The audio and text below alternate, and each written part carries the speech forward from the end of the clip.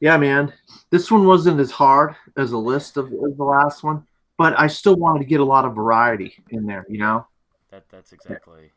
And that's what I thought. I really felt like I got a lot of variety. And I had some other ones I was like, I like to get, a female director on there and another female director on there. And I was like, well, because of variety and trying to get different, I ended up getting one female director on there, but Hey, it's better than nothing, literally. it's a good one. I'm Yeah, I surprised that you didn't get anybody else to sign up for this one. This is weird. I know, right? That's a good one. But we are a go, I think.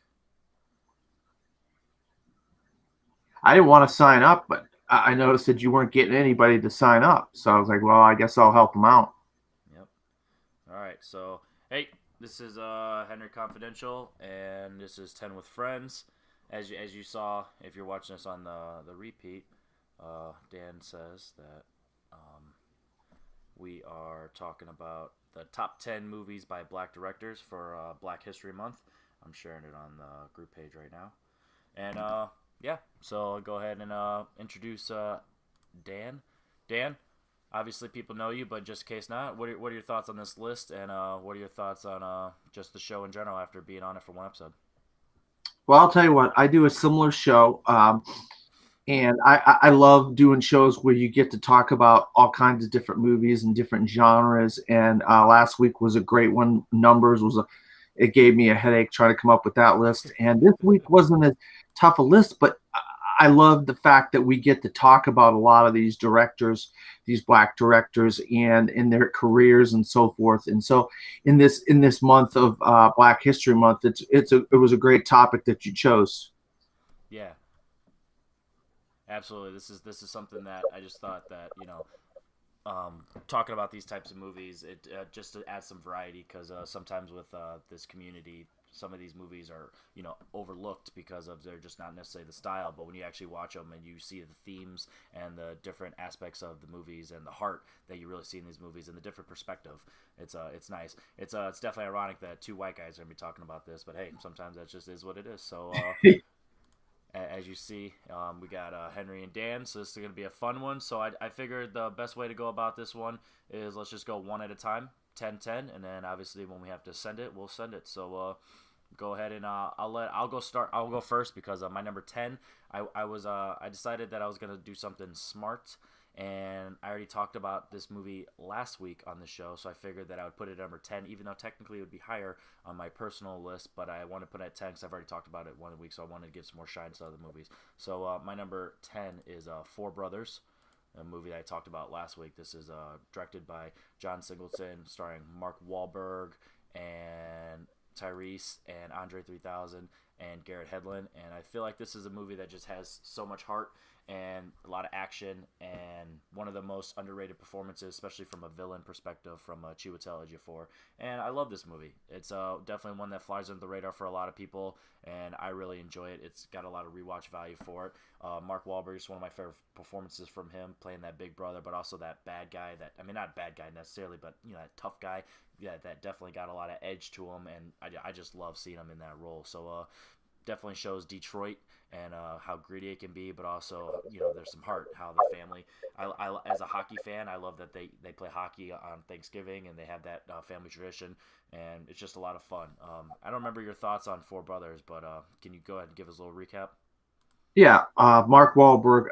This is the film to me that really showed me that Mark Wahlberg could be an actor after being in, Marky Mark and the Funky Bunch and doing underwear commercials and so forth. This film was the film that showed me this guy's got some acting chops, and obviously, he went on to do some great things in his in his career. He did a couple bombs, but what are you gonna do? So I just wanted to point out I love Marky Mark in this film, Mark Wahlberg. Hey, if he's Marky Mark to you, then that's definitely fair to say.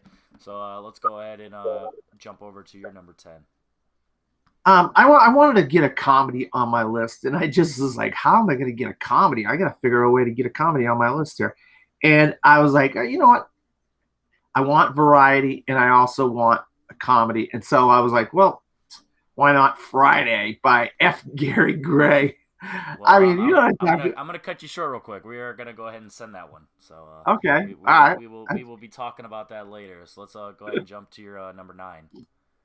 My number 9. Holy crap! I gotta go back over my deal here and find my list. I'm so sorry, Henry. I am so sorry. I forgot. All right. I didn't have my list all queued up here, man.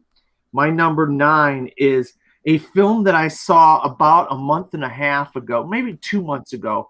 Now it's called One Night in Miami, and it's directed by Regina King, and this is her directorial debut, and it basically is a these four guys meet up in a hotel room after a Muhammad Ali fight. Muhammad Ali fights Sonny Liston in Miami, and they meet with some friends there. He does, Muhammad Ali does. He meets with Malcolm X, Sam Cooke, and Muhammad Ali, Sam Cooke, and Jim Brown. They all meet in a hotel room, and they talk about the civil rights movement and how being a black celebrity means, what it means to them, and what they're standing in society, how they can use their standing in as athletes, singers, civil rights people to move the people forward and move them in a way that'll help their people in the country. And I'll tell you what, it's one of my top 10 films of the year. I had it at number 7 of my top 10 films of 2020. And I just cannot say enough about this film. The standouts for me are Kingsley Ben-Adir as Malcolm X and Leslie Odom Jr. as Sam Cooke. They're both phenomenal. I definitely love the singing from him as well. Yeah. Oh God. Did a good job Fantastic. on that. So this is a movie that I enjoyed for like what it was, but I don't know. There was just something about it that was just missing. I don't know if it was necessarily Regina King, her first time doing a movie, if it was based on a play, so it just had that element of you know that just didn't quite have the cinematic feel to it, or it's just something that I'll just have to revisit because with it being based on just these four characters that you got to grow and you kind of got to just get used to them and fall in love with them. And I really enjoyed them. I think all the performances are great. I really loved Cassius Clay. He wasn't quite Muhammad Ali yet. He was Cassius Clay. So I really dug that because I haven't seen Ali, so I always forget about that. When I first heard the name Cassius Clay, I'm like, I know that name. Like why am I not even why is that not clicking? And then I finally was like, oh, that's Muhammad Ali beforehand. And then so I actually just saw a video today, and it was a video from Muhammad Ali, and I don't know who he's interviewing with, but he was talking about when he was younger. He was asked his mom, he's like, why is everything white? Blah blah blah blah blah. And it was just this interesting perspective from Muhammad Ali. And then he's like, after I realized that, then I became a Muslim, and it was just interesting seeing his perspective from that video and then remembering this movie and just how he kind of had to be persuaded into the Muslim faith and everything that was going on. And then Jim Brown, how he was like, I'm going to switch over from football to acting, and just the different perspectives, and just I like that it didn't really act like anybody was a good guy or a bad guy. Definitely Malcolm X, he might be perceived as a bad guy in the public eye, but not necessarily how he's like, I have my perspective, I'm doing what I want, I'm doing what I can for my people, and I feel like you guys should be doing the same. They're like, we are, just from a different angle, and sometimes that it doesn't look like they're doing something for the people, but they might be and they might not be. So it's just nice seeing them bicker back and forth, but also having that true heart and compassion as friends, but also as big names within the black community. And that was a nice one. So I definitely respect that choice. It's obviously not on my list, but I enjoyed the movie. Not top 10 worthy, but I definitely enjoyed the movie. So I'm gonna go over to my number 9. And this is a movie that is going to be surprising for some people. Not only that this movie is on the list from this movie specifically, but this franchise, and the fact that this one over the first one, and that is Creed 2. I'm a huge Rocky fan, and I really enjoy Creed 1, but Creed 2 is one of those movies that just hit hard. I don't know what it was, but as soon as I got out of the theater, the very first time I saw that with my dad, I just wanted to go work out. It just had that motivation. I think Creed just has that too much of an underdog feel to it for some reason. So it's like, how some people have the perspective where like, I like Rocky 3 more than Rocky 1, And I'm not necessarily in the camp. Rocky 1 is my favorite out of all the Rocky movies, but I definitely understand because I like Creed 2 more than Creed 1, and I feel like that's more of a comparison where in Creed 2 he's at the height of his powers as champ, and he's just fighting. He's more comfortable. He's got the girl already. He's already got the car. Blah blah. You know what I mean? He's already there. Whereas Creed 1, he's like the underdog. He's not even adopting the Apollo Creed name. He's trying to he's self-taught. He's out there fighting in Mexico. So in Creed 2, when he's trying to when he's fighting Ivan Drago's son, it's one of those things that it just has that heart to it. And the more connected you are to the Rocky franchise, the more that you just appreciate it. This is one of those movies like when I see people not only hate it but also just like not even love it. It's kind of confusing to me. So I don't know if you're a Rocky guy, but what's your thoughts on Creed 2, especially the debate of Creed 2 versus Creed 1? Well, I'm a huge Rocky guy. I mean, Rocky and Rocky 4 are two of my favorites. Of course, Rocky 2 is fantastic. Is fantastic. But the Creed movies, I'll be honest with you, I actually do like Creed 1 more than Creed 2. But I did like the fact that he was going up against Ivan Drago's son in the film, and that was a interesting story. And the Creed movies are, I feel that they're trying to copy too much of the Rocky movies. That's just my opinion. I could be completely wrong as far as you're concerned. I just feel like they're trying to go for like a copy. Why use Ivan Drago's son? Why not just do something against Apollo Creed's son? Why not just come up with a new guy, another guy to go up against? I mean, I don't know. I mean, it's just kind of one of those things that I want to see something different. And now that looks like Michael B. Jordan is going to direct the third one, so we'll see where that leads, and hopefully they go in a different direction. But who knows? I mean, I can't take it away because I have a different Ryan Coogler film on my list. No spoilers, but they're good films. I'm a huge boxing fan, and I love the Rocky films, but I also love other boxing films more than the Creed films. No, that's totally understandable. Like I said, I just don't understand the dislike of Creed 2. If someone has a preference of Creed 1 over Creed 2, that's totally understandable. Ironically, Creed is one of my lower Rocky movies, but I love them all. Even Rocky 5, people definitely know that about me. I don't even consider it a guilty pleasure. I just think it's a good movie. But I love all the Rocky movies, and Creed 2 is one of my favorites. Let's go ahead and jump over to your number 8, Dan. My number 8 is a film. A lot of people probably don't know or never heard of this film, but I saw it a few years ago, and it really moved me a lot. It's from director Dee Reese, and it's called Pariah. It's about a girl, a black girl in Brooklyn, and she's gay, and she's basically living with these parents that don't want her to be gay, and they're trying to make her do different things and act a different way, and she has friends and people that it's hard for her to go through life this way, and she's young. And I'll tell you what, there's not a lot of films that deal with this kind of subject matter.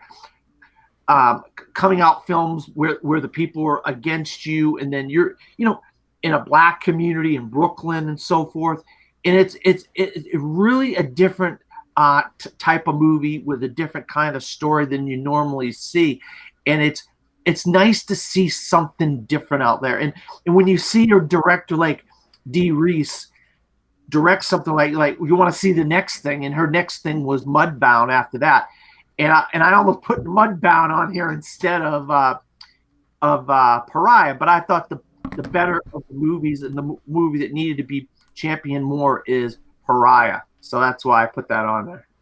Yeah, I haven't seen this movie, and I haven't even seen Mudbound either, so I don't even have an opinion on Dee Reese one way or the other. But it's one of those movies that when you put that on the list, I was like, man, I don't necessarily know if I would have had it on my list, but it's definitely one that I wish I would have had checked out and kind of had an opinion on it. So I'm definitely going to have to check it out, and that's once again, as we say, probably we're going to say at least once every week. That's the good points of these shows where you just kind of like, hey, I want to check out these movies, and you definitely enjoy that perspective, and seeing other people's points of views, whether it's movies they like or just movies they've heard of, or X, Y, and Z. So go over to my number 8. This is a movie that, how do I put this? I love it. Obviously, it's on my list. It's a movie that I'm surprised that other people don't like. I'm not saying it's not revered, but giving the other movie from this director, this movie had a lot of hype. One of the best trailers probably in the last 5-10 years, and the concept itself was so intriguing that people didn't give it a second chance after they watched it the first time and didn't understand. And that is Jordan Peele's Us. This is a movie that, as a horror fan, as a new horror fan, it's a movie that I definitely love it for that aspect. I love how it blends the comedy with the horror, the family aspect, the mystery, the intrigue of just what is happening, what is going to be happening with this family, with this mysterious family that is creeping up on this loving family. That's one way to do it. You got the dad who's super goofy and he's trying to be funny and he's really cringe at times, and it just shows the mirror image of what you ends up finding out being the doppelgangers, or however you want to word it, doppelgangers, the us. And so you have the complete opposite, who's the grunting and the super angry and the scary and the brute force, and then you have probably Lupita Nyong'o maybe rivals her performance from 12 Years a Slave, but just from a different element, because it just shows her she has to play a dual role here. She has to play the mother, the family woman, the everyday woman, the sympathy, like I'm protecting my kids, but also I'm trying to protect myself and be not necessarily an action hero, but just kind of being the leading woman. But then she also is playing Red, who is just the scary, over the top, crazy voice. There's just different elements to this performance that I really think is underlooked, and the people who appreciate heavily, but the people that don't, I feel like they just treat the movie how they treat the performance, how they treat the movie, and they just underlook it because they maybe didn't understand it at first. It's kind of like when you watch a Christopher Nolan movie, you're like, oh, Chris, I don't like that movie, but then when you watch it later, you come to appreciate the the little things, or you see it. And this movie, it goes by really quickly. The pacing is done real well, the editing is fantastic, the cinematography is great, the score is great, like I said, all the performances are great. So I truly don't understand why it's not as revered, especially in comparison to Jordan Peele's first film, but I don't know. I love this movie. I've loved it from day one, and the more I watch it, the more fun it is. It's just one of those fun action horror movies that I enjoy. What's your thoughts on Us? Oh, I loved Us. When I walked out of that theater, I was like blown away by this film. The weekend he channeled the film Us over at the Super Bowl in Tampa this weekend. Yeah. No pun intended. So that was nice to see the Us people out there dancing around the weekend. I loved it. I love the weekend halftime show. People give me all kinds of crap over that. I'm like, that was fun. That was different. It was fun. But I love Us. I love Get Out. Jordan Peele's 2 for 2 for me. I think the guy is incredible, and I love his sensibilities. I love just his mind, where he goes, this twisted, weird mind of this guy. I can't wait to see what he does next. Absolutely, and I touched on a little bit where I said, a good blend of the horror and the comedy, and he has a comedy background, and it shows in this movie more than it does in Get Out, because I feel like the scares and the mystery and the horror is a lot darker in this movie than it is in Get Out. I mean, the themes are darker technically in Get Out, but I feel like the surface level horror is a lot darker, so he needs to balance it with the humor, and I really think he does a great job. Like the comedy, sometimes it's cringe, but it's purposefully cringe. Like when the dad, he's dabbing and doing some weird dad jokes and stuff like that. That's hilarious. The craw dad, the boat. You know what I mean? How he's trying to, he's like, I got something, but it's one of those things that's what has the heart for this movie, because he's like, this boat may be crap, but it's my boat. It's our boat as a family. You know what I mean? And you can relate to that, where it doesn't feel like just an everyday family that you see in a movie that comes and goes, or ironically the friends next door, or not next door necessarily, but their friends, they're rich, everything is just not, it's every day for them. So that way that it counteracts that, and it's kind of another underlying thing that people don't even realize, because they're regular people but they're the rich, and they look like they have some money. It's never really talked about. They have some money, but there's nothing about them that's rich. So it just shows how they act differently in terms of their place in the world, and then obviously the tethered, who is the complete opposites. And I really like that perspective. Yeah, there's some great fight scenes, but no, you're right. You hit it on the head. That you rarely see this where it's it's the black family experience where they're just going camping or Yep. they're going to go to the beach and something crazy. You never see that. It's always the white family going here, doing this or doing that. But now you got the mother, the daughter, the son, and that was nice to see something different. Because you've seen these same tropes so many times, but he twists it in us, and that's what I love Jordan Peele's how his appreciation for film. Like the son, he has the Jaws shirt, he's got the Wolfman mask. You know what I mean? It's just some nice little nods to the horror genre, and it just shows his appreciation for film. That's why a lot of people, we talked about this last week with when we were talking about M. Night Shyamalan, and people were like, he's the next coming of Spielberg. But I honestly think that Jordan Peele, he's got a nice blend of Spielberg and Hitchcock, and that's one of those things that he's doing it right, because he's doing his passion projects that are over the top and extra and crazy, but they're so well crafted, and they're not trying to be overly complicated. Even though people didn't understand us, as someone who's seen it multiple times, it's not complicated.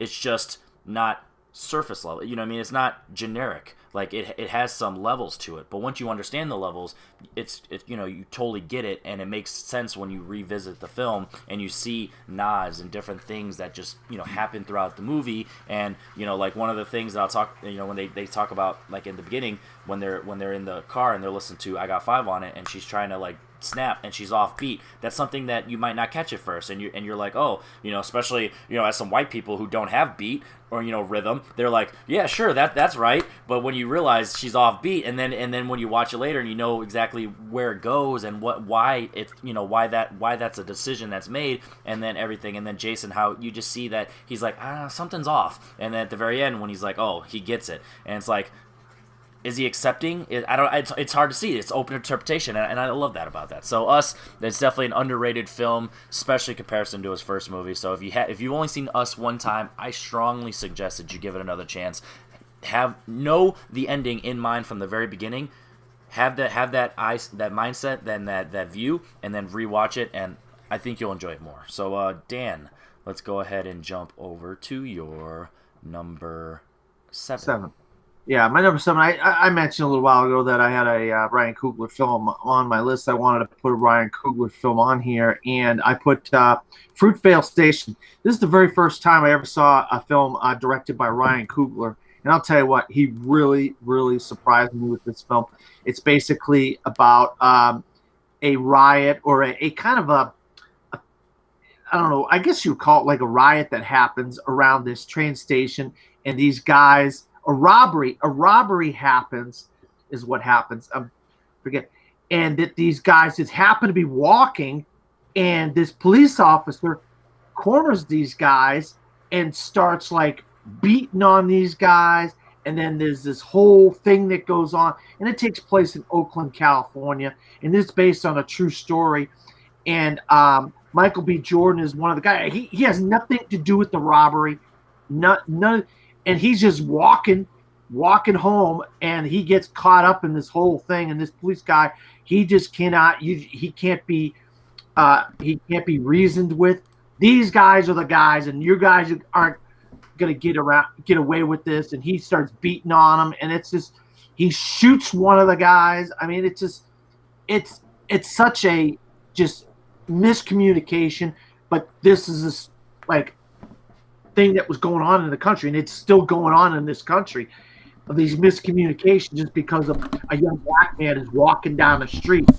It means he's guilty of something, and it's just sad. But I'll tell you what a great first movie for Ryan Coogler, and he was destined for greatness after this, and of course he's done 3 other great movies after that. So I had Fruitvale Station. So this is a movie that I've only seen one time, and I remember really enjoying it. But it's once again, it's hard to. I don't want to say anything negative about the movie because there's technically nothing wrong with it, but given that it's based on a true story, Oscar Grant, that it's just like, you know, you have to pay respect and dues, especially for a story like this that, you know, an up-and-coming black director telling a story about, you know, an unfortunate loss of a black life. So you really want to pay him homage, and you also want to pay respect, and you also want to give it, you know, its due diligence of who he was as a person, you know, as a father, you know, as a family person, you know what I mean? Like, you definitely, was it his father or was he a brother? I like I said, I only saw it the one time.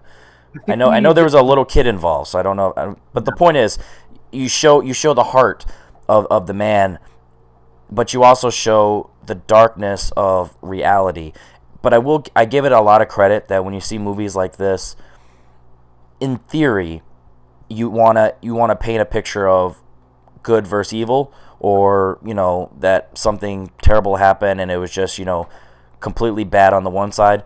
But even when the officer who did what he did, the other officers around him judged him, and they took a step back, and they're like, whoa, you know what I mean? So at no point was it ever implementing and suggesting that the police as a whole is out to get young black men and shoot people. It was just, this one guy is a piece of garbage. He did a terrible, foul thing, and we need to have justice for this scenario, and we want to pay respects for this young man who lost his life, family man, and overall a good guy. He wasn't, you know, nothing special in terms of inventing the wheel, but he wasn't doing anything wrong either. And sometimes that's how it goes. Like you said, just walking by, wrong place, wrong time, wrong color in this instance, and that's a shame. So, like I said, I never want to say anything bad, but in a day in the life, it's just not one of those movies that just, it was heartbreaking, but it just, as a film, as cinema,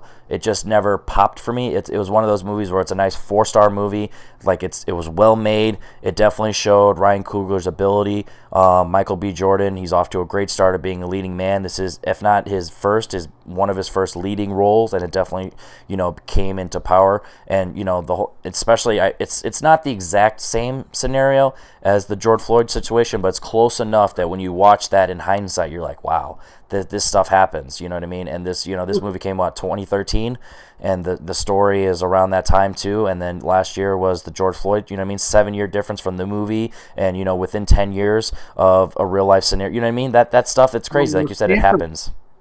The Sanford, Florida. I mean, it's only a half-hour drive from where I live. The Sanford, Florida situation, very similar to the Fruitvale Station situation. Very similar. A black kid walking in a white neighborhood. The security guard's like, "What are you doing here?" You know, I was like, "Whoa," you know. So I mean, it's just a shame that this goes on, you know, in our society, you know. And we got cameras now. Everybody's got a camera in their pocket, or whatever, you know. Yep. And everything is being documented now, and that's why a lot of these things are coming to light. Mm-hmm. And this is one of the main ones where it's ironic that two white guys are talking about this, but sometimes it's just different perspective. And, you know, the fact that we can not necessarily relate to it, but we can have empathy and sympathy for this, you know, concept and this story and this unfortunate realism. It shows of not only who we are as people, but also how well the film was made and the story, and how, you know, the honor it did for Oscar Grant. And, you know, it's one that I definitely want to revisit, even though I know it's a tough watch, but it definitely go ahead. The thing is, too, not to interrupt you, the thing is, I mean, I didn't even know Michael B. Jordan before this, and then, like, after the fact, I watched him in The Wire. I mean, he's fantastic in The Wire. Yep. That's 10 years before, and he was, I remember the very first time I saw The Wire. I knew Michael B. Jordan, now that I remember, from Friday Night Lights, but yes, when you just see just who he's becoming, and just this, and and now, especially now on like rewatch, you know him as a superstar, and you still watch it and you still think of Oscar Grant, you know what I mean? And that's fantastic. So Fruitvale Station, if you've never seen it, even if it's you know, going in it's going to be a tough watch, it is definitely one that I suggest watching once. And 4 stars, not a bad movie for this type. You know, it's one of those hard movies to watch, but if you admit right away it's a fantastic movie, no shame in that. So that is your number 7, and I will jump over to my number 7. This is a movie that knowing the list ahead of time, it's going. I'm pretty sure you are going to send it, so I will go off the rip, and I will say it is Spike Lee's "Do the Right Thing." Send that.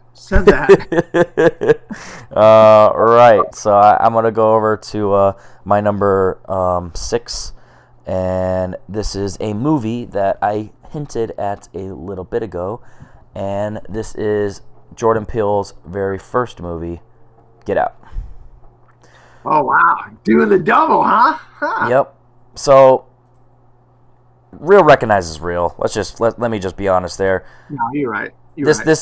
This obviously, Get Out is the superior film of the two, but that's not a knock on Us. Us is fantastic in its own right, but Get Out. So, if anybody that knows me within my history of this movie knows that I've had a weird train of thoughts with this. When I first watched this movie, I was in love. I loved the trailer. I saw the movie. I fell in love. I thought it was fantastic. Then the hype went around, and people started telling me I needed to love it for the wrong reasons, and I got a little jaded. I let some time pass. I revisited it 2, 3, 4 more times since with fresh eyes, with a less jaded feel, and I love it again. It is a movie that if you love it for the right reasons, for the filmmaking, for the aspects, for the story itself, like as it's written, not as what it's trying to tell, but just the story, as a storyboard, you know what I mean? It all comes together and it's fantastic. This is a movie that Jordan Peele knocks it out of the park. You have so many different performances that balance off of each other in a beautiful way. You have Allison Williams starting off as the lovable girlfriend. Babe, how can I help you? Gonna meet my family. Oh my God, I can't believe that, they say that. My dad said he would have voted for Obama a third term. You know what I mean? You have all these inside jokes. It's so sweet. You have, and then, oh my God, the pressure. You have Jordan Peele. While I look up some names, because I don't want to get anything wrong, because I'm out of it today. Daniel Kaluuya is Daniel incredible. Kaluuya. Yeah, there you go. You have Daniel Kaluuya, who I've been championing this since day one. If you look at my old Facebook post, that I thought he should have been nominated, and I thought he should potentially won for this movie because his performance was just so fantastic. I love the fact that he was able to play, quote unquote, the black. Okay, he was nominated down there, but he should have won. And I don't remember who he went up against, and I'm not even gonna get into that. But I was glad that he was nominated because his performance was that goddamn good. Jordan Peele's, he was nominated for directing, which is fantastic in its own right, and Best Picture was nominated for. Did win screenplay, which is huge. And then you have Bradley Whitford. He is a dad that when you compare this to like over in Cabin in the Woods, and then this, two different horror types of movies and just two completely different performances, and it's just so much fun. You have Catherine Keener playing the mom, who she's like that mother, but then she has the tea, and it's so creepy. And The Sunken Place is arguably one of the best scenes in all of the 2010s, potentially the 2000s, the 21st century, maybe even all time. It's one of those scenes that is just so imaginative. Like you were saying, Jordan Peele has the stuff in his mind that he's able to just create, and that is a world that, honestly, you could have a whole film that takes place in the Sunken Place, or at least 90% of like the point is the Sunken Place, and you could have a whole film just because of what you could do with that. And that is just so fantastic. And everything that you go with this movie, with the auctioning off of the black people and everything that you learn, it's so crazy. And I guess the only flaw I have with this movie, and I don't know if you have an opinion, or if anybody on the rewatch has an opinion in the comments. The only flaw that I have in this movie, now that I've seen it multiple times with a clear eye, is the one scene where Chris goes upstairs and everyone just stops, as if like I don't know. It was creepy, but when you rewatch, you're like, all right, everything else is so tight. What does this specifically mean? Like, they all just stopped because he went upstairs, and I don't know. There was just something about that one scene. But the silent auction, that was very, very well directed. The editing of that is just beautiful, and so that part makes so much sense with like how they went about things. But the only nitpick I had is just when he went up the stairs and everyone just stopped on a dime, and it was creepy. But like technically, I don't know what it means. But if that's my only real flaw in this movie, then I don't have nothing else to say. And I definitely want to give a shout out, 2 shout outs, 3 shout outs technically. Caleb Landry Jones, you see him in this and like 3 Billboards. You know, you just compare those 2 performances, and it's just fantastic. In this, he's just so creepy. He's got the mustache, and the stuff he does is crazy. Lakeith Stanfield, who's becoming a superstar in his own right, he's fantastic in his small role in this movie. And then you obviously have Lil Rel Howery as the friend, as Rod. So funny. Like I said, Us was technically funnier in the balance, but Rod is funnier as a character in this movie. So like, there's not as much comedy in Get Out as in Us, like collectively and, you know, across the board, but Rod is just so much fun. He's one of those, he's such a good character that when you think of Get Out, he's sometimes, for some people, he's the first person you think of, and I think that's fantastic. So Get Out is a movie that I love, and I'm glad that I was able to revisit it multiple times, and I do genuinely love it. What's your thoughts? Yeah, I love Get Out. I'm going to be honest, I completely forgot about Jordan Peele when I put this list together. So I'm glad that you put both Us and Get Out on the list. That way I have a chance to talk about him. But Lil Rel Howery, he is basically the person out in the audience or the person sitting on their couch watching this movie. Don't go in there. You should have called me. Why didn't you call me sooner? That's the guy and the girl sitting in the car. Don't do that. He is us sitting at home or sitting in the theater watching the movie, and it's so brilliant by Jordan Peele. I mean, he's so incredible that he can do that kind of meta, that kind of like thinking on top of thinking. And Stephen Root, you know, he outbids everybody. Yep.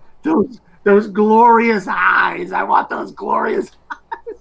I love it. They definitely set that up at the very beginning, him taking his pictures and everything, and then the weird score, the boom, boom, boom, you know what I mean? That and then the deer stuff, everything with his mother. They don't go into so much detail, but they go in enough detail that you just feel for it, and it just sets it up beautifully. And the whole concept of deer in the headlights and why didn't you make a move, blah blah blah, you know what I mean? And so in this movie, he finally makes the move, and he tries to get out, and he's just outnumbered, and it's a battle, and it's just so much fun. And hey, the one time that a black man is happy, he picks some cotton.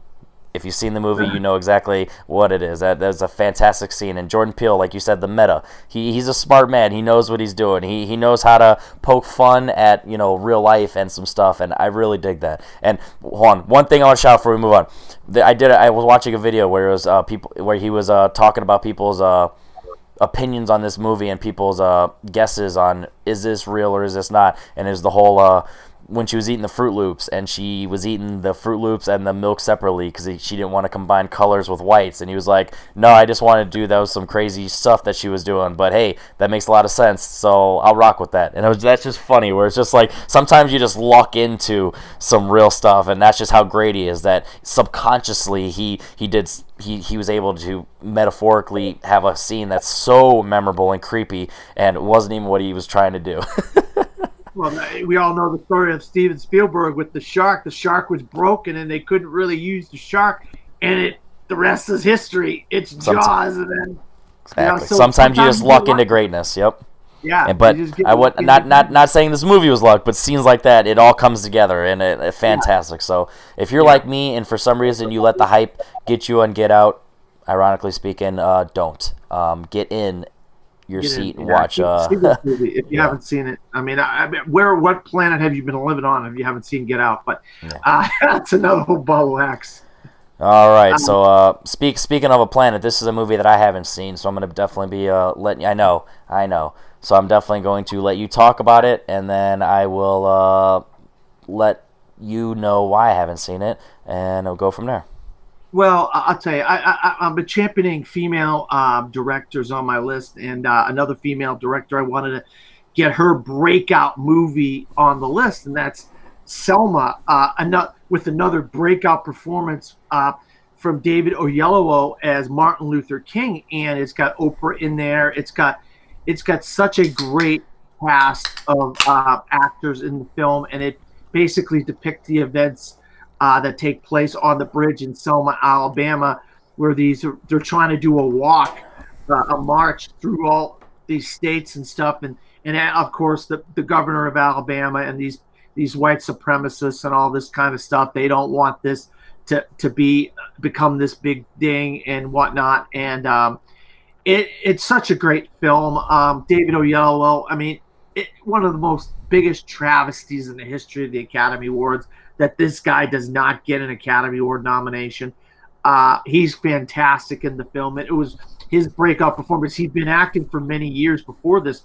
People just didn't know who he was until he played Martin Luther King in this movie. And then, of course, he's gone on to great success since then.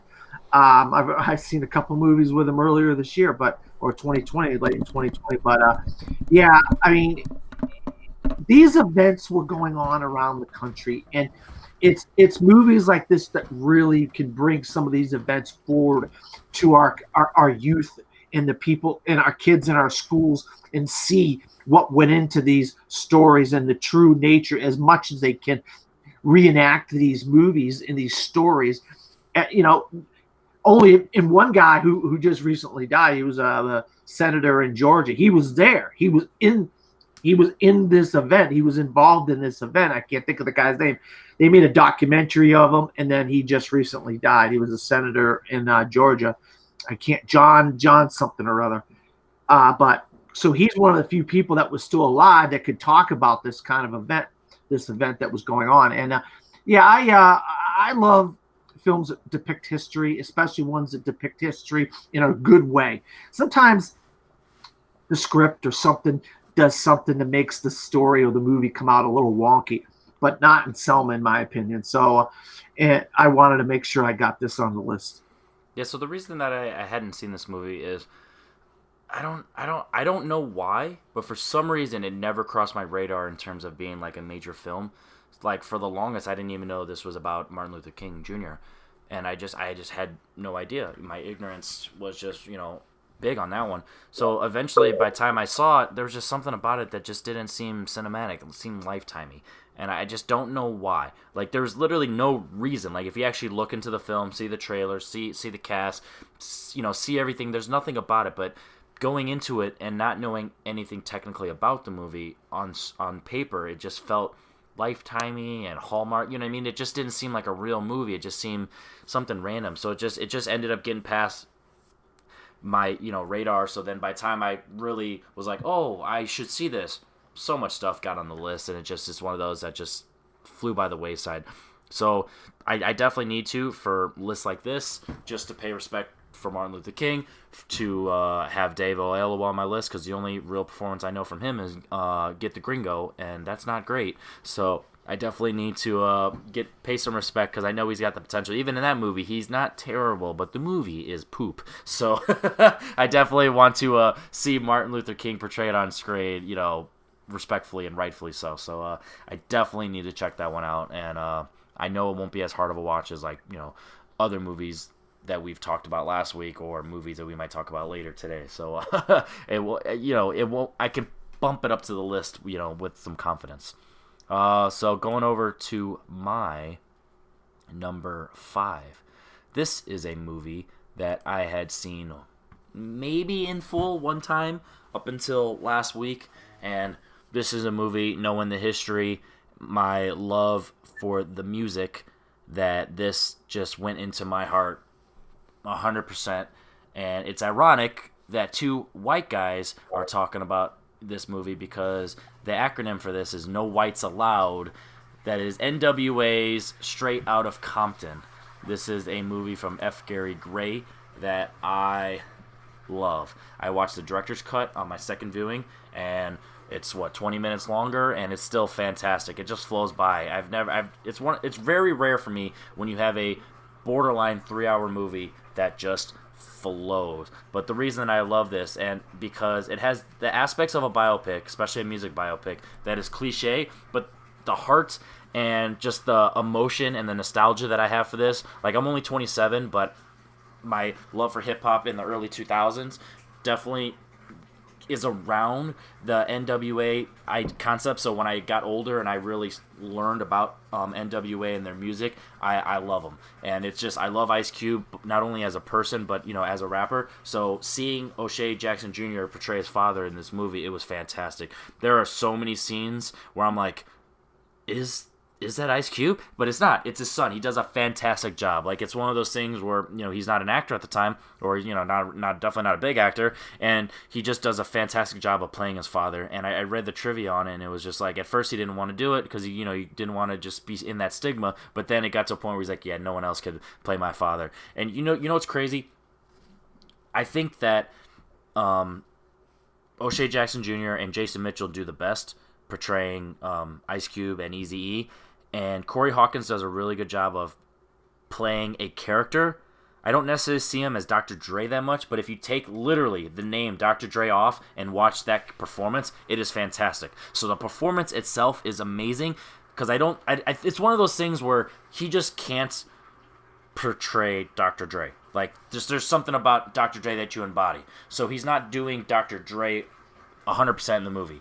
He's doing a producer, he's doing a leader, he's doing a tough guy. You know what I mean? He's doing a family man, a father, a brother, which is one of the most heartbreaking scenes in the entire movie. You know, he's doing everything that you need a character in that movie that just happens to be Dr. Dre. So he does a fantastic performance. So it's technically the lesser of the three for me, but that's not a bad thing at all. But I really think that Jason Mitchell does a fantastic job as Eazy-E. He doesn't have the voice down, which would have been huge, because Eazy-E's voice is just so, you know, distinctive with that high-pitched, squeaky, nasally voice. But everything, he just has the emotion, and towards the end when he starts getting into the, you know, when he gets sick with AIDS and stuff, and he really has that emotion, and he's like, he just starts to feel scared and not childish, but like childlike. Just he's like, he has no control over what's going to happen, and just that fear. And he's lost his friends technically because of just how the business goes. And that I think that's why I really like how this movie handled, because at no point do they ever say, hey, we're not successful. They're just like, we break up, and that's just what bands do sometimes. You know what I mean? And I love the music. I had it on my surround sound bumping high. The opening scene with the drug bust was fantastic. It just really set the precedent for, you know, the grittiness that this movie's going to have, and I love it. Straight Outta Compton is just a movie that I'll definitely be watching multiple times. Director's cut, theatrical cut, it won't matter. It's a fun one for me, and I'm definitely a big fan of F. Gary Gray. What are your thoughts on Straight Outta Compton and NWA? Well, I'll be honest, I talked to you last week about 8 Mile. I am not a rap fan. I am not a fan of rap at all. But what I am a fan of is movies. And I am also a fan of learning about things that I don't know about. And this movie really taught me about these people, their way of life, their music, where they come from in society, why they're doing what they're doing. And I absolutely love this movie. I think the year it came out, I had it on my top 10 list, because I want to watch a movie that says something and shows me something that is incredible to me, you know. And that's what this movie did. And like you said, Kevin Mitchell, Jason Mitchell, Kevin Mitchell played for the Mets. Jason Mitchell and O'Shea Jackson Jr. are both fantastic. But there's great cameos, and the Paul Giamatti as the Weasley. Heller, and he played, believe it or not, he played 2 similar characters that year, Paul Giamatti did, in 2 musical biopics. It was really weird that he was like the manager / lawyer character type guy or producer in 2 different musical biopics about 2 different groups, one of a white group of people and one of a black group of people. It was very kind of interesting that those 2 movies came out in the same summer, and they were both great. I mean, 2 great biopics that summer, Straight Outta Compton and the other one about the Beach Boys. But yeah, I think it's a great movie, and it's a great choice for you to have it on the list for F. Gary Gray. I mean, I cannot argue with that being on the list at all. And I think it's a great movie.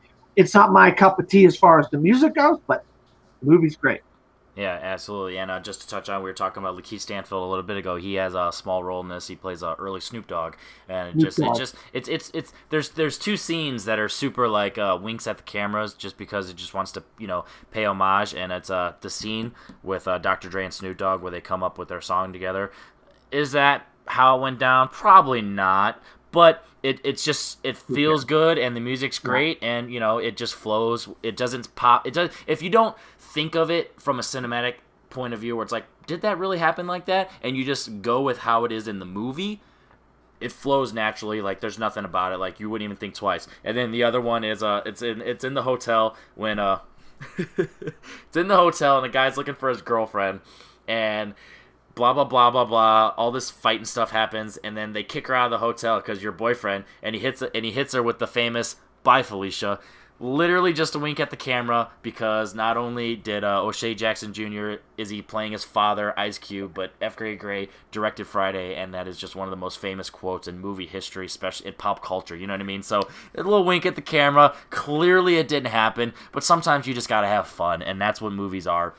Especially when you have a film like this that touches on racism, that touches on all this stuff, and it's coming from somebody who has been taken out of the community, especially with the movie industry and the community, because of my points of views and my talk.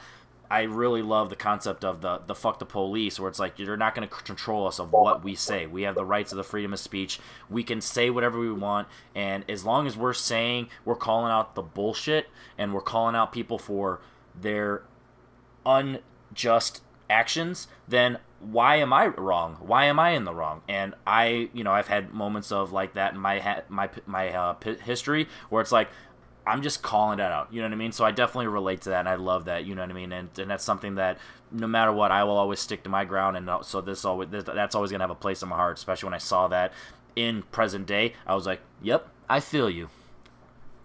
Yeah, I remember that as a kid. I remember that happening on the news, and it was big news. It was a big news Detroit story at the time. Yeah, but I mean, I didn't obviously. So seeing it happen in the movie was really kind of like tingling feeling when I was watching it. Yep, that's something about history. If you've actually seen it, or like for me, like I said, I like the music. So when you see it on the screen, you're like, you have a soft spot for it. So I definitely I'm a big fan of that.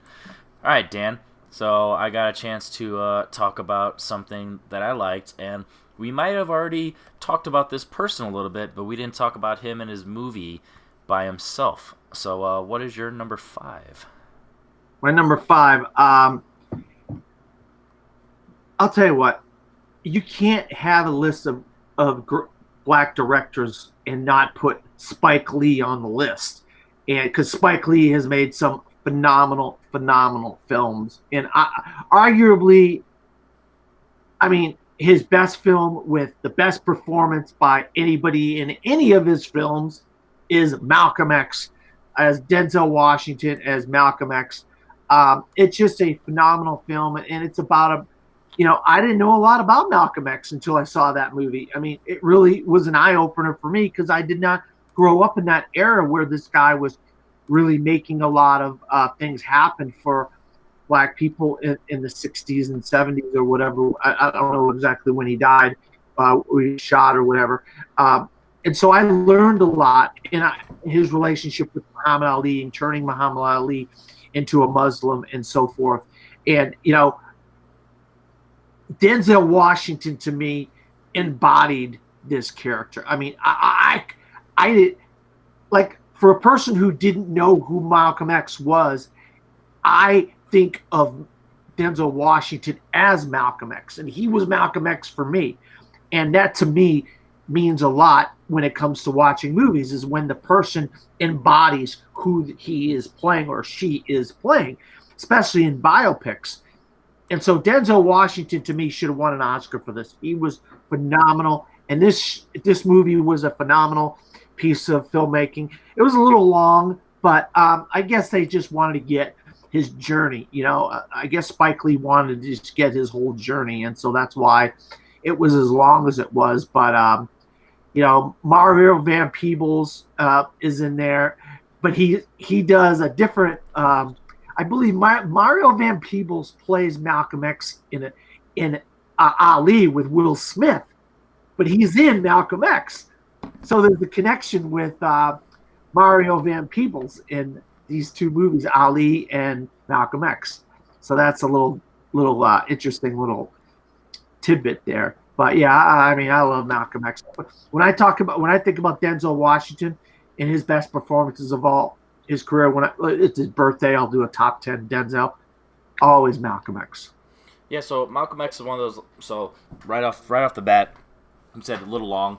I would definitely agree with that. Like, it's not watchable. You know what I mean? Like, he treated it like an epic, and if you have the respect that Spike Lee probably does specifically for Malcolm X, you would definitely want to treat his life like an epic. Like, I would imagine he would do the same for Martin Luther King if he would have done a Martin Luther King movie or any other like specific person trying to cover their life. He would treat it like an epic if has this type of scope. Because if you look at where he started, as a man becoming a Muslim, becoming a civil rights leader slash, I can't think of the word that you say. Yeah, Would like you how use the word anarchist? I wouldn't consider it, but I definitely can consider that point of view. You know what I mean? Like, people had that perspective, so I definitely understand that. It's like, okay, so it embodies the different facets of his life and his perspective as a family man. Angela Bassett plays his wife, and she does a fantastic job in there, and it just shows the results of his actions has consequences for his family. And it's one of those scenes that unfortunately we won't be able to talk about it this movie because it wasn't directed by a black guy, but in a similar Denzel movie in Remember the Titans, there's a house scene where somebody damages the house. I think it was specifically the same thing with a brick, because I'd only seen Malcolm X once, but I've seen Remember the Titans multiple times where they throw a brick into the house because you don't want the black guy taking over the football team. Just like in Malcolm X, you don't want a black guy telling us what to do, calling the white people, the cops, pigs, and all that stuff. You know what I mean? He's very vocal and aggressive. You know what I mean? But it didn't shy away from that, and I think that's really important for the fact that a black director covered a very famous black person in history, but it didn't shy away from his flaws, and I definitely give Spike Lee a lot of credit for that. And Denzel's performance, he wasn't afraid to go there a lot of the times, because a lot of people, imagine this movie in today's world with that same performance, people would be like, oh, is Denzel believing all these things? And it's like, that's not how acting works, guys. But he wasn't afraid to do that. He definitely embodied the different aspects of Malcolm's life, and it's not something that I'm gonna want to revisit ever. Maybe not nothing negative again, but I got the point, and I definitely got the respect for it. It's way too long, but it was a well directed movie and very well acted, and definitely an interesting story to learn. So it's definitely something you need to check off the bucket list if you've never seen it, for Spike Lee purposes, for Denzel purposes, for American history purposes. And I mean, there's multiple reasons that you need to watch this movie. I'm not necessarily suggesting you need to watch it 100 times, but at least once in your life. So Malcolm X, great choice. Not on my list, obviously, for all the reasons I just said, but I respect it more than I like it, and that's not a bad thing, at all. So you definitely have a lot of movies on this list that I respect, not necessarily my favorites. So that's definitely our perspectives, and that's why I love this, because I can talk positively about a movie even though it's not on my list. Same here. Because your list does not suck, bud. Let's go over to we can let's just get this out the way. We have the same number 4. Oh wow. Same spot. Boys in the Hood. This is, I'll go off the rip because we just got done talking about Ice Cube, and this was his first movie as an actor. And watching Straight Outta Compton, hearing people, like the very first time that Ice Cube saw Eazy-E after their beef, he was like, I love Boys in the Hood. Because even though two people at the time hated each other and were despising each other and bad-mouthing each other in public, real recognizes real. That movie we were in was pretty fucking great, because that's how good Boys in the Hood is. You know what I mean? That the movie is fantastic. Lawrence Fishburne is top 5 fathers in movie history. He is fantastic. He doesn't shy away from the fact that he's a black man, that he's a black father, but he also doesn't shy away from the fact that he has responsibilities and that he needs to teach his son to be a man. I love it that he's not afraid to have those talks where he has the sex talk, but he has it. It's a raw talk. It's real. You know what I mean? It's like, are you wrapping it up? Blah blah blah. Like it has that grittiness to this entire movie because it doesn't want to shy away from who they are as people, the community they live within, the danger. You have Ice Cube as Doughboy, where he's he's in and out of trouble. You got the barbecue. You did like as two white guys. If you're not familiar with the way that people back in the 90s, black people, how they live in general, you don't see that, but it just shows the fun and everything. And like if a racist person were to watch this movie and they see the perspective of these black kids or young black men, and it just shows that they're just people. They're just regular people. One wants to be a football player. One wants to just be he doesn't even know what he wants to do in life. And then one's a thug, but he's still not even that bad of a guy. He's just kind of, that's just his peer pressure, just the pressure that he's in the shadow of his brother. You know what I mean? It's just, sometimes that's just how it goes. You know what I mean? With a little guidance and a little direction. Could you imagine if Doughboy had Trey's father in Lawrence Fishburne as Furious Styles? You know what I mean? Like, imagine that same character having that father. He would be a completely different person. Sometimes that's all it takes, is just having a little direction. So it's like seeing movies like this just puts that perspective and just how the three of them relate, and just one of the most heartbreaking scenes with Ricky. And I love this movie. It gets me every time. It's so much fun, but it's also gritty and dark, and it's just pretty much everything that you would want in a hood movie, and I love it. What's your thoughts on Boys in the Hood? And obviously it's your number 4 for a reason. Yeah, I'll tell you what. One of the great. I mean, you could put. I mean, the AFI. The AFIs have. You put this in another movie on my list. These are movies that will never be forgotten. The places that they talk about and the things that they talk about in them, and the society that they deal with within the context of that movie, in the characters, in the acting, and it took a voice and a vision by John Singleton to put this to screen, and to be able to make a movie about this and say, I want to talk about my people, where I come from, and these people need a voice in this world that we live. They exist. Is it a fun place to grow up? Is it a great place to exist? No, it's not. But it needs to be shown on the big screen, and people need to see it. Yep. And I applaud that the people that made this film and got this film out there and have the eyes on this film, because these are the stories that need to be told. And Boys in the Hood is a distinct vision of a place in a time and a group of people that is just, you just can't put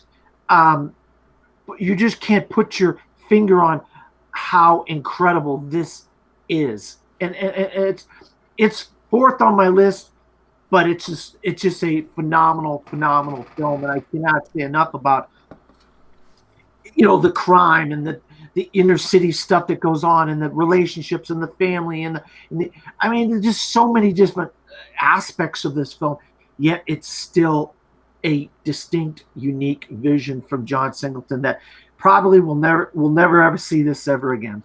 Yep, especially it's got 90s written all over it, but in the best ways possible. And I don't know if this comparison's ever been made, but I just thought of it just now, and I thought about it before, but I'm the first time I'm ever saying it aloud. This is Stand By Me for black people. You know what I mean? This is just, like I said, that perspective. So it's like Stand By Me for me personally hits home because of just, the whole quote, you never had friends like you did when you were 12, but this is that perspective, because I also I didn't necessarily live in this bad of an area, but I lived in an area that it was, more urban, more, I lived right on the outskirts of Chicago, in Northwest Indiana. So, I mean, like, crime has always been, like, on the tiptoes of, like, where I've always lived. So it's always been there. It's always bled in just a little bit. So I've always been around it. So seeing this fully especially, you know, from the early 90s back when it was at the heyday. I mean, it's never technically stopped, but seeing, you know, back when it was like where you think of, you know, this Oakland community, you know, Compton and all these things over and outside California, and then you see Chicago's gritty New York, Detroit. You see all these on film, and it just shows, especially as movie fans. A lot of the movie fans and people who are film lovers don't have that perspective. So like you said, it's really important that this film was made, and, you know, it should be on people's lists because of not only the story it tells, but also how the quality of the film. And it's John Singleton. He wrote and directed. That's fantastic. Like you said, that's his baby and his best movie. I wouldn't argue that by any means. So I'm glad we had it at number 4. Great minds think alike. Let's go see what your number 3 is, Dan. My number 3 is I'll tell you what. I live in Florida, and I love living in Florida. There's a reason why I live in Florida, but I didn't always live in Florida, and it takes a movie from a director with a vision to really show how beautiful the state of Florida can be. But within that beauty is some ugliness and some just brutality, and he really shows some ugly sides of my state that I live in, and it takes place in Miami, and Miami can be a beautiful place, but also at the same time it can be an ugly place, and the relationships in this movie are both beautiful and ugly. And there's bullying, there's just abuse, and then there's just love. There's just genuine love for people. And look, Moonlight is always going to be embroiled in the controversy of what happened with La La Land. I'm gonna stop you right there. We're gonna send it. I was letting you get your build up. I was gonna let you get your build up. I was hoping you were going to be a little more dramatic and like, so Moonlight, so then I can officially send it. But now I'm gonna have to stop you right there on some Kanye West style. And actually, La La Land is the answer we were looking for. So we will be sending that one. So I will go over to my number 3. I was like, when could I cut in? I'm sorry, man. I'm sorry. It's all right. All right, so this is a movie that we want to talk about gritty, and we want to talk about ugly, and we want to talk about Denzel. You can't talk about Denzel without talking about Training Day. This is a movie that, when I think Denzel, I think Training Day. Like, Training Day is not my favorite Denzel movie, but it is the first movie I think of when I think of Denzel. This movie, as a person who used to want to be a police officer, I always have, like, just, you know, police cop movies at the heart. You know what I mean? Like, I just love that world and just that perspective. Denzel Washington and Ethan Hawke go off each other amazingly. Their chemistry is beautiful. They are 10 times different people in this movie as police officers, as the up-and-coming, the new cop, and as the grizzled veteran. You know, it's a story we've seen before, but not like this. We never seen this dirty cop style in this way, and you have Denzel Washington, who is so charming and so lovable and maybe a good cop. I mean, like, in terms of, like, his actual abilities as a police officer, but when you see them next to each other and how he's training, it's like, do you listen to this? It's so hard. Like, that's what I love about this movie, because when you see Ethan Hawke, you're like, I would probably fall for that too. Like, I don't know. He just does such a good job. Denzel is Alonzo Harris. It's just one of those characters. Like, you got the whole famous, you know, King Kong ain't got nothing on me. You know what I mean? You got the scene where he's just yelling, you know, I got all you bitches in Pelican Bay. You know what I mean? That's one of my just favorite scenes, because he's back against the wall. He has everything against him. He is done for. He's lost. But that's just his ego, and that is just his arrogance perfectly come to light because he's like, no matter what, you're gonna shoot me in the back. Here's my badge. You know what I mean? Come on, Jake. You know what I mean? Like it has so much grit to it, and it's.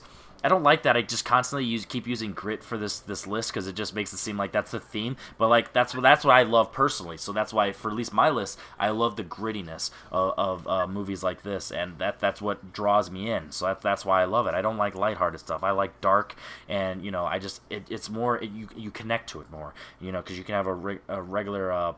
Police procedural, and it's just like, it's forgettable. But Training Day, that's not forgettable. It's so much fun. And I was actually watching the Top 10's newest episode today, and they were talking about Shia LaBeouf portraying a Mexican or a Latino in the tax collector, and he was like, oh well, Cliff Collins, he also did that in Training Day, and nobody bats an eye because of how fantastic he is in his small little role. You know what I mean? And it's just when you see that, you're like, that guy, that's not who, you know what I mean? He just does a fantastic job of portraying that. You have Eva Mendes as the wife, girlfriend. I don't remember exactly what he is, but she's beautiful. She just adds just a little extra because just like all of us, we fell for Alonzo Harris. And then you got Snoop Dogg with a little cameo in a wheelchair. That's a little fun stuff, making him puke out them drugs. You got the PCP, that trippy scene where he gets them and he's like, no one put a gun to your head, because he literally put a gun to his head. Like he's so conniving, and it's crazy, and it's a lot of fun. You got Scott Glenn in his little role as Rodri. He's like, he's the bad guy, and it's like, we're gonna steal his money, but it's like, it's where is ethics and morality come into play? Like, yeah, this bad guy, we're going to steal his money. What are we going to do? Just going to lock up his money? No, we're going to keep it. You got, speaking of Dr. Dre with a little role in this movie. Like, I just love this movie. It's just something that's just so much fun. Like, it's one of those, like, if this is, like, people who, like, have a nostalgia for, like, 90s action movies or crime movies, this is the same feel I have for Training Day, where it's like, it's not a 90s movie, but it has that nostalgia for me, and that's where it's fun, it's gritty, it's quotable, it's got everything that you want. And obviously, it's got Denzel. So, Training Day, number 3. Yeah, I love Training Day. I mean, look, I don't put it as my number one Denzel, but I do love the movie. I think it's 2 or 3 on my best of Denzel list. And he's just you up to this point, you've never seen Denzel do this, where he's the crooked cop, and he's still playing debonair. He's still playing the ladies' man. He's still playing. He's got the moves. But he's playing it in a different way. It's all an act. And it's so believable. There's no way you couldn't fall for his act of what he's doing. And Ethan Hawke, if I was Ethan Hawke's character, I would have definitely fallen for what he was doing, because there's no way I could have ever thought that Denzel wasn't the bad guy. He was the good guy the whole time. And then all of a sudden, boom, they flip it, and he's the bad guy. And it's like, oh, my God, how did they do this? What a brilliant way of doing this. And then Denzel wins his second Oscar. I mean, by now he should have had 3. But this was the makeup Oscar. I think this was the makeup Oscar that year. Rightfully so, though. Rightfully so. I mean, he deserved it because he had never done anything like that. He hasn't really done anything like that since. I mean, that's why I said it stands out. That's why when I think Denzel, I think of this, because it's the one thing where, like, so me and my buddies, we've had debates before of, like, Denzel or Will Smith. And when you think of that, I'm like, well, Denzel easily, because when you see Denzel, you see Alonzo Harris, you see Malcolm X, you see Glory, you see The Equalizer. You know what I mean? You see different characters. You don't just always see Denzel. With Will Smith, you see Will Smith, and this embodies that perfectly, because you see Alonzo Harris in this movie. Like, Alonzo Harris, he is a cop. You can't really write that really original and unique, yet they do. You know what I mean? He stands out for his performance and the writing of it, because you never see a leading man, crooked cop like this, who you're rooting for, but also not, because you're rooting for Jake, but it's not until about halfway to the movie, 3/4 of the movie, when you start to realize that it's not a facade. He's actually just, a dickbag. You know what I mean? He's a crooked cop. He's not some guy who's willing to bend a couple rules to get the guy. No, he's doing some terrible shit. So I want to just in real quick. There's a book I read not that long ago, and they're adapting that book into a movie, and it's going to be starring Matt Damon, and I am so looking forward to seeing this book, and if they could do this book justice. And if they do, this is this could be on par for Matt Damon as Denzel Washington in Training Day. And I'm just crossing my fingers because I really want Matt Damon to get some justice and show people what a great job he can be. But it's all got to do with the direction and the script, and that's what's going to tell the tale for old Matt in this movie when it comes out. And I'll tell you off air what the name of the book is, and to keep an eye out for that movie in the future. So, one last thing with this, it's one of those things, like you said, it depends on the direction. Antoine Fuqua directed the shit out of this movie. There's nothing about the movie technically that needs proper direction. Like, the directing is fine, but you could just tell that behind the scenes they had a vision and they had a plan and they executed it perfectly. Like, when you think of Training Day, you don't think of flashy editing, you don't think of style, you don't think of none of that, but you think of precision and you think of exactly what it needs to be. It's 2 hours. That's perfect for a movie like this. You know what I mean? It's literally right down the line for everything you need this to be plus some, and that's great. And you know, David Ayer wrote it. It's one of his better ones. Like, I'm a David Ayer fan, but he definitely has some hit or miss. But with the proper plan, David Ayer is on point, and Training Day is a fantastic. It's proof. So Training Day, that's my number 3. Let's go over to your number 2. My number 2. We talked a lot about this one last week. I was even a meme. Henry made me a meme last week. I never thought I'd be a meme, but I was one for a little while there for last week. You can still go on Henry's page and find it. But I had to. I didn't want to repeat things, but I had to. I didn't have a choice.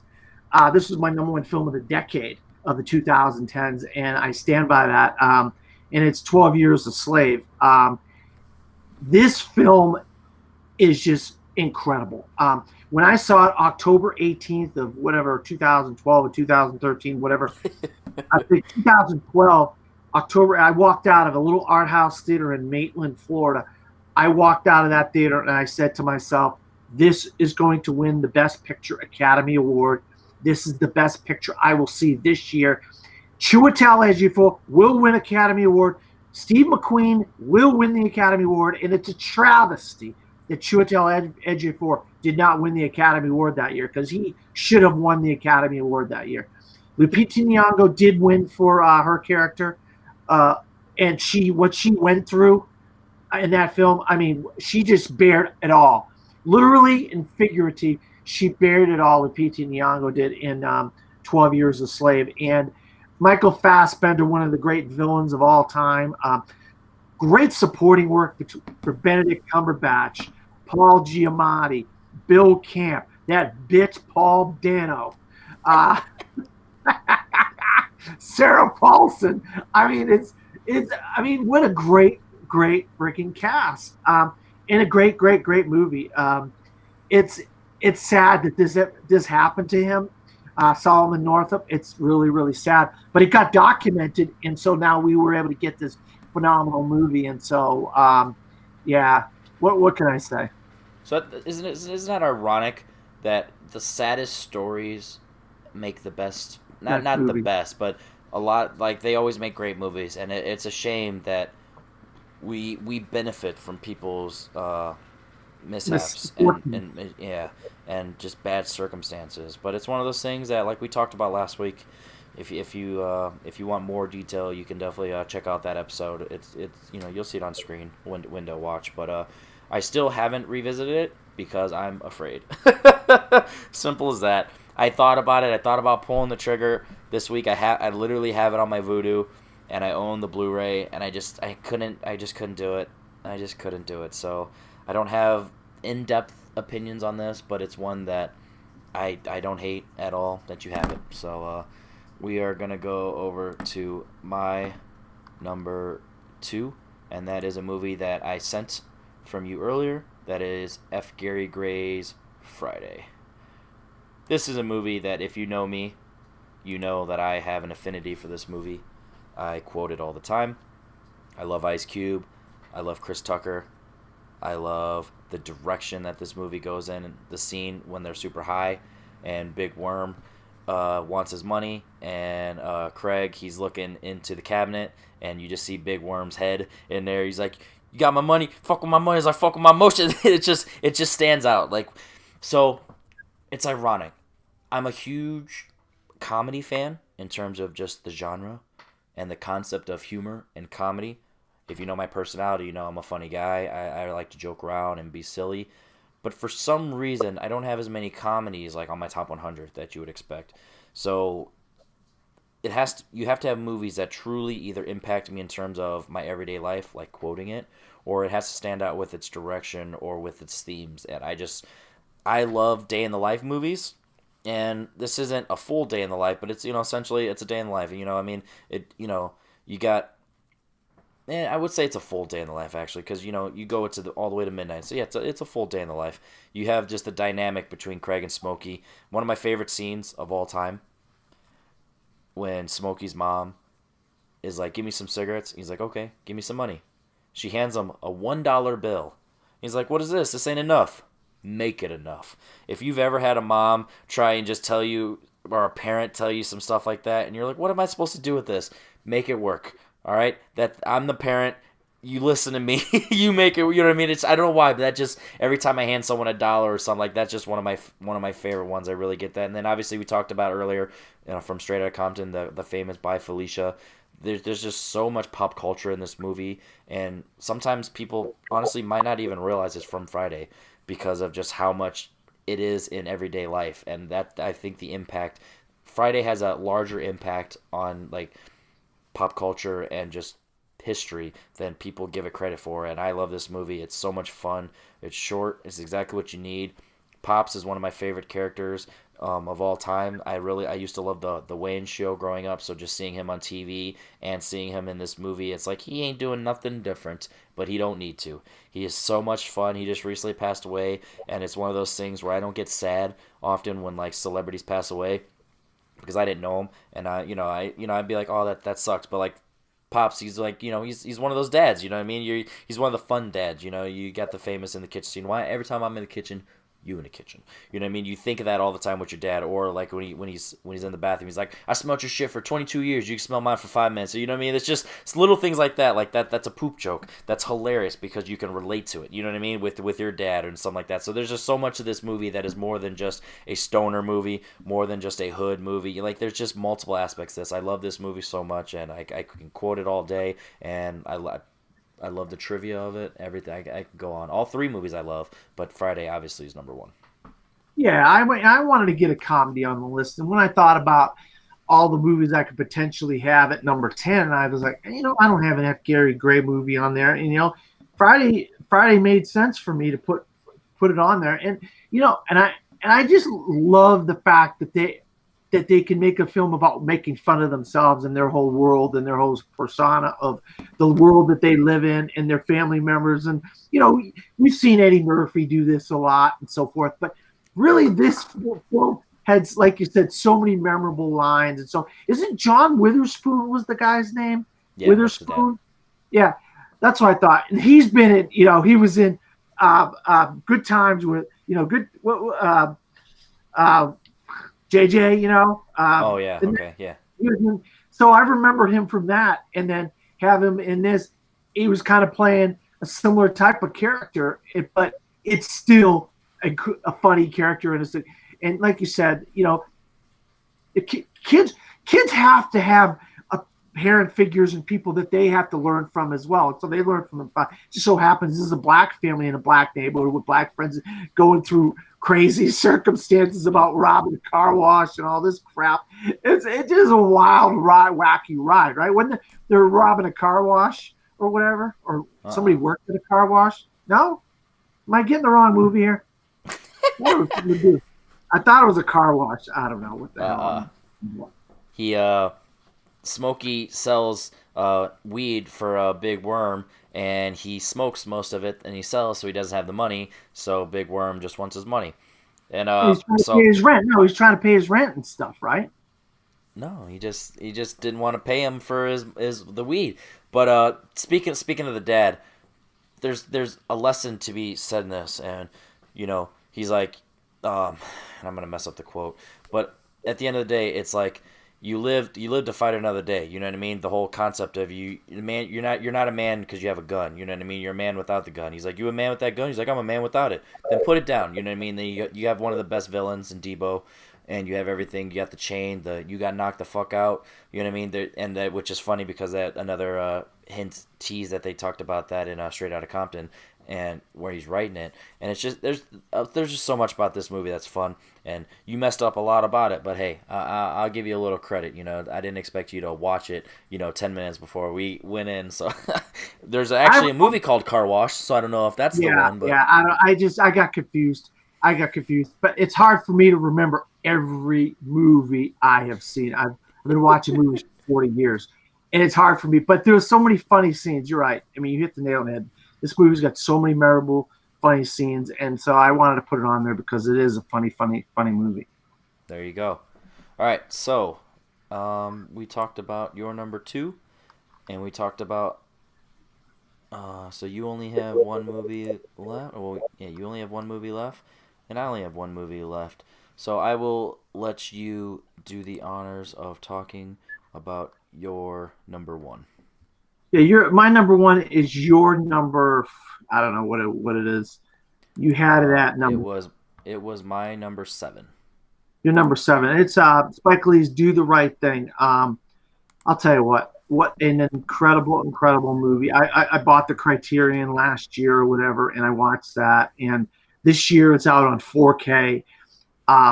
It's just such a beautiful movie, but it's also a tragic movie about what happens about this pizzeria, and this guy he kind of gets misconstrued about things that he's saying, and then a whole riot breaks out and in New York and so forth. It's just Danny Aiello is the pizzeria guy. He owns a pizzeria, and it's just he even though he has black people working for him and stuff like that, he still has a mindset that black people aren't as good as white people in his head.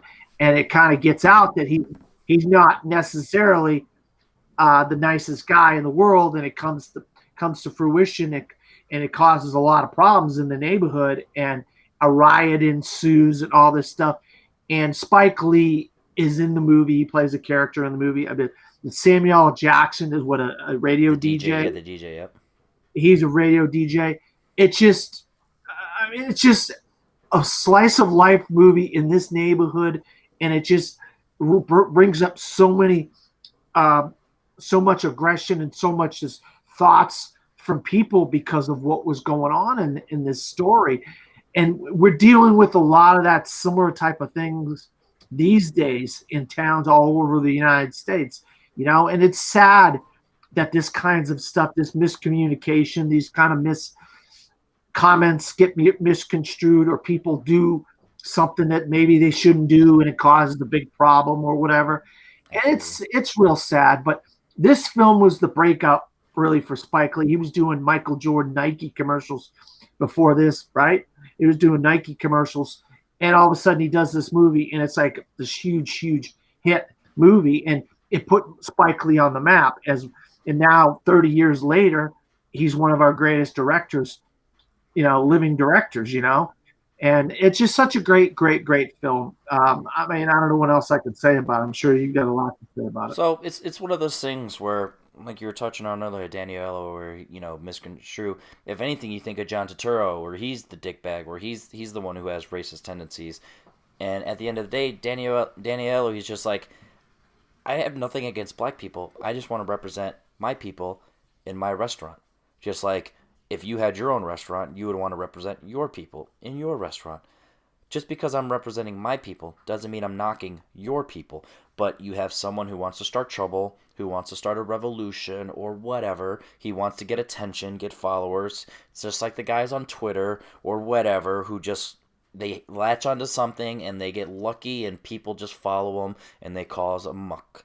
And it's one of those things when you think of the riots, you're like, you're dirtying up not only your own neighborhood, but you're dirtying up somewhere, the pizza spot, the place that everyone goes to. You're dirtying it up, you're damaging it. It's crazy. And I love the theme of it being hot. We talked about 12 Angry Men last week, and we talked about how the heat really impacts your train of thought, your mood, your focus, your lack of patience. And this movie really plays into that heavily because it's just a hot day. You have Spike Lee as Mookie, and he's just trying to go live life. He's got his buddy. He's talking trash about Daniello, but he's like, I work for him. He's like, why ain't got no brothers on the wall? He's like, but at the end of the day, whatever. It's not that big of a deal. You can debate about it. You can have an opinion, but let's not cause a fuss. But then you got the one guy who just wants to cause drama, and like I said, so it's some wild stuff. People just want to be important, and once again, I love that perspective for Spike Lee because with this story, he could have easily had it one-sided where you could have had it 100% pro-black. People are looking down on us. People are racist stuff. He's like, no, there's perspectives on both sides, and that's what I really love about this movie, and that's what makes this movie like a Criterion movie, a movie that's a classic, because it's not just one-sided. It shows both perspectives. It has a purpose, and it has a side that it wants to get the point across, but it's not one-sided in terms of how you want to handle in terms of like morality and ethics and all that stuff. Like it's you have the characters, or you got the guys who are just bullshitting on the corner. They're like, oh, I'm gonna do this, I'm gonna do this, I'm gonna do this. All right, you do it. No, I'm not gonna do it right now. It's too hot, or it's about to be dark, or whatever. You know what I mean? You have people who just talk shit, and that's just what it is. It's fun. You know what I mean? And like you said, the radio DJ, it's just a fun time. You get the background, and he's commentating because Mookie's out here bringing them food, and he's just commentating on life. It just has a narrate. It's a unique way to add narration into a movie, and I really enjoyed that. And it's a Spike Lee movie that just really stands out, and it's so much fun, but it also has that darkness.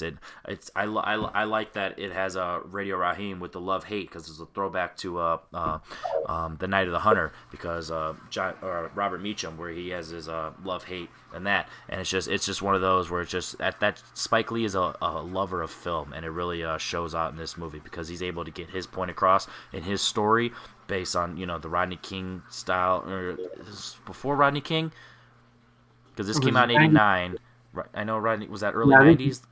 Yeah, around that time though. So the point is, it's just like we talked about earlier, Straight Outta Compton, with everything. All of it's relevant no matter what. So no matter what, he's getting his point across, and he's able to show his, we're against the people, or the people are against us, and we're not doing anything wrong. But he's also showing like no one's perfect. You know what I mean? You got the guy the guy who's a dickbag. So I really love that about this movie, and it's a lot of fun, and it's also gritty. That's the theme of this for me. So do the right thing. At the end of the day, just do the right thing. Isn't that the point? Just do the right thing. Just don't be a dick. Yeah. All right, so we can finally go on to my number one, and it's Moonlight. Moonlight, this is a movie that you're starting off talking about your Florida stuff, and I don't live in Florida, but this is a movie that living around people that have been addicted to drugs, Naomi Harris just is one of my favorite performances. You just see that on screen, and if you're not familiar with people who have this addiction and have this this lifestyle, might even think that's over the top, but it's real. Like, it's like, give me the money, give me. I know she gave you some money. You're fake mom. Oh, you gotta take care of my kid. He's like, you're judging me for smoking crack, but you're the one selling me rocks. You know what I mean? It's like it just has so many layers to her performance. And at the very end, when they have the conversation at the rehab center, it's like, she's like, I did you wrong, I love you, and he's like, Trevante Rhodes, he just breaks down just with that single tear, and it just really gets him because he's a hardened character, and Chiron, he just has so many layers, literally three different aspects of his life as black, so as little, as black, and as Chiron. You know what I mean? I love all three aspects of that movie, and Mahershala Ali, it's hard to say that it's a flaw in the movie that he's not in it more.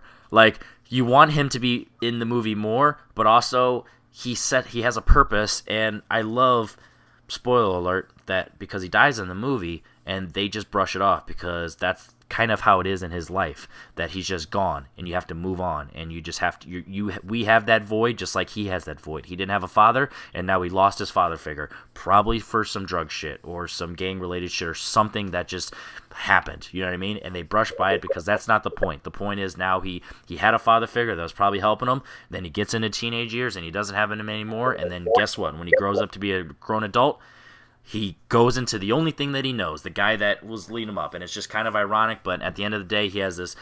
I don't like calling this movie a love story because it's not, and I don't like calling it a movie that even the point isn't the fact that he may or may not be gay and he has these tendencies. The point is he's trying to find himself. He doesn't know who he is. He doesn't know if he's a gangster. He doesn't know if he likes men, if he likes women. He doesn't know if he's a drug dealer. He doesn't know if he's a nerd. Like, he doesn't know. He's just a kid going into a young man, going into a grown adult who just doesn't know his purpose in life, and he's just trying to find a way. And the only common thread was this kid that was his buddy as a little boy, as a teenager. And they just crossed paths as grown men because he happened to hear a song and it just reminded him. And it's just something that it's a beautiful story. Like you said, the direction, Barry Jenkins directs the shit out of it. The usage of color in this movie, the purples and the blues, it's beautiful. Moonlight, literally, just how it reflects off them. And it's like, I love all the performances. I love this movie. It's still number 2 to me in comparison to La La Land, but they are neck and neck, literally. And when in 2016, when they were talking about the Oscars, I was like, I'll give you Best Picture for La La Land, and I'll 100% give you Best Director for Barry Jenkins. Without Barry Jenkins, this movie is flat. Barry Jenkins delivers a tremendous movie based on the direction and the writing of this. It's fantastic. So I was all for him getting Best Director and then La La Land getting Best Picture, and it's not how it went down. But hey, I've loved this movie from day one, and I've never let anybody make me feel an opinion otherwise, like with the Get Out stuff. I've been a fan of this movie from day one, and it is something that I hold true to my heart, and I love this movie. Yeah, I actually saw this in a screening probably November 2nd of the year that it came out, and I absolutely was blown away by this movie, and it really shows my state that I live in, Florida, that it's just such a beautiful state, but just like anywhere, it has darkness, and it has just so many different shades within the city of Miami and this community that this man, child, boy, whatever, he goes up from a little boy to a teenager to an adult, and it's so many. It shows all the different facets of him in the world that he lives in the place that he comes from. And if there ever was a tie, I guess in a way there was a tie that year because of the controversy. These two films will forever be linked together, La La Land and Moonlight. That's probably as close to a tie as we're ever going to get, even though Barry Jenkins is going to take home that statue. Correct me if I'm wrong, did Damien Chazelle win Best Director? I'm pretty sure. I'll fact check you. Keep going. Yeah, I think they split it. One Best Picture, one Best Director. But so in a way, this film, they will have split these awards in this movie. They will always be linked together, and they're just two beautiful films in their own right.